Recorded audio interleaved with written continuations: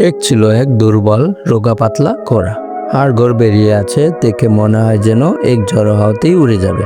তার মালিক ছিল এক সোজাসাপটা দয়ালু কৃষক। একদিন দুজনে শহরে ঘুরতে এলো। শহরের লোকেরা ঘোড়াটাকে দেখে মজা করতে লাগলো। এ তো ঘোড়া না, কঠোর কাঠামো। এই ঘোড়ায় কেউ চললে সোজা মাটিতে পড়ে যাবে। ঘোড়ার চোখে জল চলে এলো। মালিকও মন খারাপ করলো।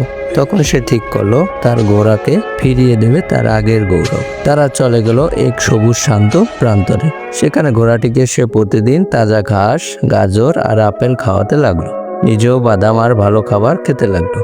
আর মাঝে মাঝে ঘোড়াকেও বাদাম খাওয়াতো। দিন যেতে লাগলো, ঘোড়াটির শরীরে ধীরে ধীরে বল চলে এলো।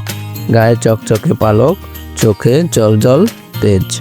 তারপর তারা আবার শহরে ফিরল। এই দেখে শহরের লোকেরা হতবাক। এ কি সেই আগের হার সর্বোচ্চ ঘোড়া? এ তো যেন রাজকীয় ঘোড়া। সবার মুখে বিস্ময় আর প্রশংসা।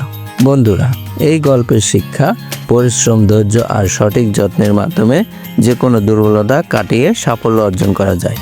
অন্যের কটূক্তিতে ভেঙে না পড়ে নিজের উপর বিশ্বাস রেখে এগিয়ে যাওয়াই সত্যিকারের জয়। তো বন্ধুরা, গল্পটি ভালো লাগলে এক্ষুনি একটি লাইক দিয়ে সাথে থাকুন। ধন্যবাদ।